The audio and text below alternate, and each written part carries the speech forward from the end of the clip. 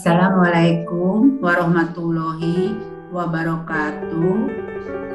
Saya Sumarni, CGP Angkatan 2 Kabupaten Majalengka yang bertugas di SD Negeri Babakan Manjeti 1. Pada kesempatan kali ini akan menampilkan modul 2.3.A9 koneksi antar materi coaching.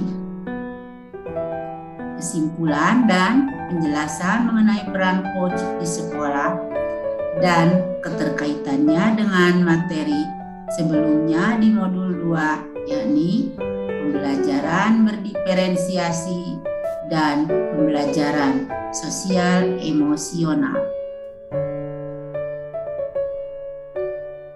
Proses coaching sangat penting bagi seorang guru supaya dapat digunakan untuk menggali potensi murid sekaligus mengembangkannya dengan berbagai strategi yang disepakati bersama. Peran coach di sekolah sangat penting dalam sistem AMOM yang menurut Ki Hajar Dewantara bahwa pendidikan sebagai penuntun bagi anak didiknya haruslah mampu melakukan pendekatan melalui proses komunikasi. Kompetensi dasar bagi seorang coach yaitu keterampilan membangun dasar proses coaching, keterampilan membangun hubungan baik, keterampilan berkomunikasi, keterampilan memfasilitasi pembelajaran. Pendampingan yang guru lakukan bagi siswa seyogianya memberikan arti dalam proses tumbuh kembang sehingga para coach mengalami proses yang bermakna dari setiap langkah tirta yang dijalani dan potensi mereka tergali optimal.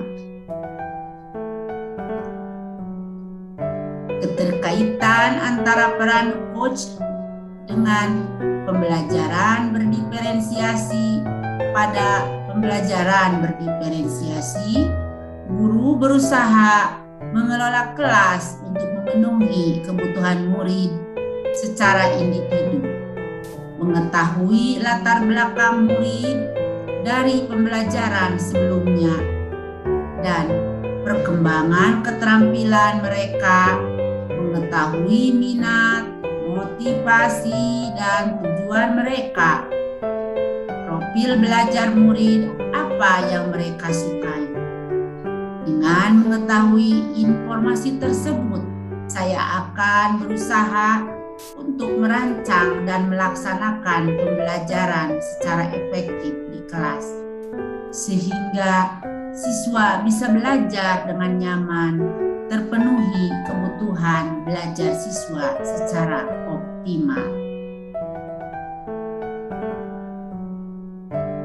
Pembelajaran sosial emosional (PSE) sangat penting bagi guru untuk memahami dan menerapkan pembelajaran sosial dan emosional, karena PSE mencoba untuk memberikan keseimbangan pada individu dan pengembangan kompetensi personal yang dibutuhkan untuk dapat menjadi sukses. Bagaimana kita sebagai pendidik dapat menggabungkan itu semua dalam pembelajaran sehingga anak-anak dapat belajar menempatkan diri secara efektif dalam konteks lingkungan dan dunia.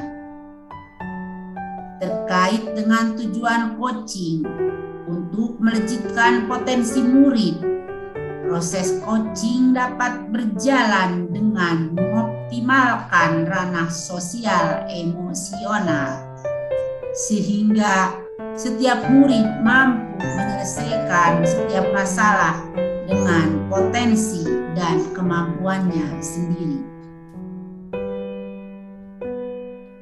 Refleksi dari pemahaman atas keseluruhan materi modul 2. Bagaimana coaching dapat membantu profesi sebagai guru dalam menjalankan pendidikan yang berpihak pada murid.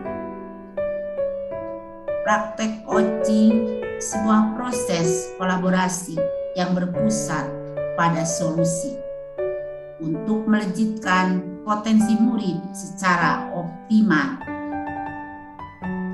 Yang kesatu, sekarang yang kedua.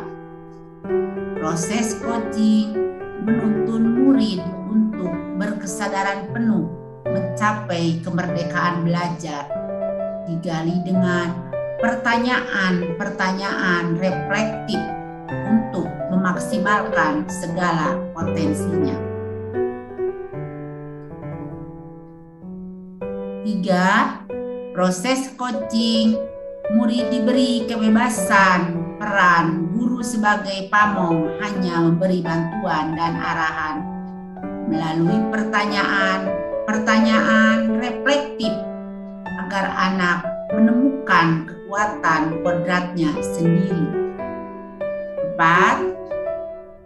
Pada proses coaching membuat murid lebih berpikir kritis dan mendalam, yang akhirnya murid dapat menemukan potensi dan mengembangkannya. 5. Proses coaching membantu murid untuk belajar daripada mengajarinya adanya hubungan kemitraan dan empati antara coach dan coach. Demikianlah koneksi antar materi modul 2 tentang coaching. Terima kasih. Wassalamualaikum warahmatullahi wabarakatuh.